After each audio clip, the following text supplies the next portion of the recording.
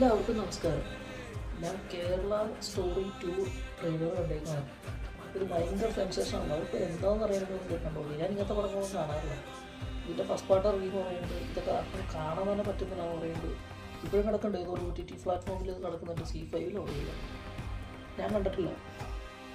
ഇതിൻ്റെ ട്രെയിലർ കണ്ടോടെ മതിയായി. അതിനകത്ത് എന്താ കാണിക്കുന്നത്? ഒരു പെൺകുട്ടീനെ നിർബന്ധമായിട്ട് ബീഫ് കുത്തിക്കുന്നു.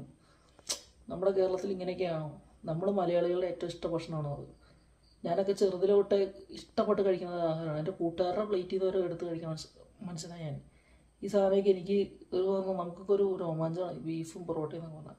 അതിനെയൊക്കെ ഇങ്ങനെ നെഗറ്റീവായിട്ടൊക്കെ പോർട്രേ ചെയ്ത് വെക്കുന്നത് ഒരു വല്ലാത്തരം ടോക്സിക്കാണ്. അതൊക്കെ കണ്ടുകൊണ്ടിരിക്കാൻ പറ്റുന്നില്ല. ആ ട്രെയിലറോ കാണാൻ പറ്റുന്നില്ല. അപ്പോൾ പിന്നെ ആ സിനിമ കാണാൻ പോകുന്നതിൻ്റെ അവസ്ഥ മനസ്സിൽ നോക്കി. ഇതെന്തിനീ കേരള സ്റ്റോറി എന്നൊക്കെ ഒരു പേര് ഇടണേ? കേരളത്തിൽ ഇങ്ങനെയുള്ള കാര്യങ്ങളൊന്നും ഞാൻ കേട്ടിട്ടില്ല. വളരെ മോശമാണ് ഉള്ള കാര്യം പറയും. ഇതൊക്കെ നമുക്ക് കണ്ടിരിക്കാൻ പറ്റണം. ഭയങ്കര അസഹനീയമാണെന്നൊക്കെ പറയില്ലേ, ഭയങ്കര അസഹനീയമാണ്. പറ്റുന്നില്ല ഇങ്ങനെയുള്ള കാര്യങ്ങൾ കാണാനായിട്ട്. ഇതൊക്കെ പബ്ലിക്കിലേക്ക് ഭയങ്കര നെഗറ്റീവായിട്ടുള്ള ഇതൊക്കെ വരുള്ളൂ. ഇങ്ങനെയുള്ള സാധനങ്ങളൊക്കെ എല്ലാവരും പ്രോത്സാഹിപ്പിക്കുന്നു. ഈ അടുത്തൊരു പടം ഇറങ്ങാൻ നോക്കിയായിരുന്നല്ലോ, ജനനായകൻ. എന്തുകൊണ്ട് അതിൻ്റെ റിലീസ് ഇതുവരെ വൈകി? പൊളിറ്റിക്സ് അല്ലേ? അങ്ങനെയുള്ള കാര്യങ്ങളൊക്കെ മുടക്കാൻ എല്ലാവർക്കും താല്പര്യമുണ്ട്. ഇതിനെയൊന്നും പ്രതികരിക്കരുത് കേട്ടോ, ആരും പ്രതികരിക്കരുത്. അതാ പ്രശ്നം. നമ്മുടെ നാടിൻ്റെ പ്രശ്നം. പ്രതികരിക്കാൻ തോന്നേണ്ട കാര്യങ്ങളൊന്നും പ്രതികരിക്കില്ല. ഇതിപ്പോൾ ഈ പടമൊക്കെ ശരിക്കും പറഞ്ഞാൽ ഒരു നെഗറ്റീവ് മെസ്സേജാണ് സമൂഹത്തിലേക്ക് സ്പ്രെഡ് ആവുന്നത്. ശരിക്കും ഭയങ്കര പേടിയാവും അതൊക്കെ കാണുമ്പോൾ. ഇതെന്താവും നമുക്കറിയില്ല. ഞാൻ പിന്നെ ഇത് കണ്ടപ്പോൾ ഒന്ന് പ്രതികരിച്ചെന്നുള്ളൂ, പറയാണ്ടിരിക്കാൻ തോന്നുന്നുള്ള കാര്യം. ഇത് പ്രതികരിക്കാണ്ടിരിക്കാൻ പറ്റില്ല. കാര്യം കണ്ടിട്ട് തന്നെ എന്തോ പോലെ പോയി. അത് പറഞ്ഞത് ഭയങ്കര വിഷമമുണ്ടുള്ള കാര്യം പറയും. മറ്റേ എമ്പുരാനെ ഇറങ്ങിയപ്പോൾ എമ്പുരാനെ വിമർശിച്ചു. ഇതൊക്കെ ഓക്കെ, എന്തിനാട്ടോ, വാട്ട് എവർ ഇറ്റ് ഈസ്.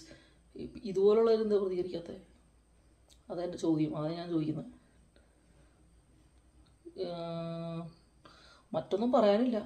ഓരോ ദിവസം ഓരോരോ കാര്യങ്ങൾ തന്നെ. ഞാൻ പറയട്ടെ, നമ്മുടെ കേരളത്തിലോ ഈ പറഞ്ഞ ഒത്തൊരുമയില്ലാത്ത കേരളമാണോ? കേരളത്തിൽ ഈ അടുത്ത് പ്രളയം വന്നു. എല്ലാവരും ഒറ്റക്കെട്ടായിട്ട് നിന്നിട്ടാണ് കേരളത്തിനെ ഇത് ചെയ്യുന്നത്. ജാതിയും മതവും ഒന്നും നോക്കാണ്ട് ഒരു കുട്ടിയുടെ അവയവദാനം ഈ അടുത്ത് നടന്നു. അത് ആ പേരൻസ് ചെയ്ത നന്മ, നമ്മുടെ കേരളത്തിൽ ചെയ്യുന്ന നന്മകളൊക്കെയാണ്. ഇങ്ങനെയുള്ള തിന്മകളൊക്കെ കാണിക്കുന്നുള്ള കാര്യം പറയാം. നമ്മുടെ നാട്ടിൽ ഒരു പ്രശ്നം ഉണ്ടാകുമ്പോൾ ഇപ്പോൾ എല്ലാവരും കളിയാക്കി പറയും സോഷ്യൽ മീഡിയ ഇതാണ് അതാണ്. ഞാൻ പറയേണ്ടത്, സോഷ്യൽ മീഡിയ നെഗറ്റീവായിട്ട് ഇൻഫ്ലുവൻസ് ചെയ്യുന്നവരുണ്ട്. പക്ഷേ സോഷ്യൽ മീഡിയ വഴി നല്ല രീതിക്ക് നല്ല കാര്യങ്ങളൊക്കെ ചെയ്യുന്നുണ്ട്. അതുപോലെ തന്നെ ഇങ്ങനെയുള്ള നെഗറ്റീവ് പബ്ലിസിറ്റികൾ ചെയ്ത് ഇല്ലാത്തൊരു ഇമേജാണ് കേരളത്തിൽ ഉണ്ടാക്കുന്നത്. ഒരു നെഗറ്റീവ് ഇമേജാണ് ക്രിയേറ്റ് ചെയ്യുന്നത്.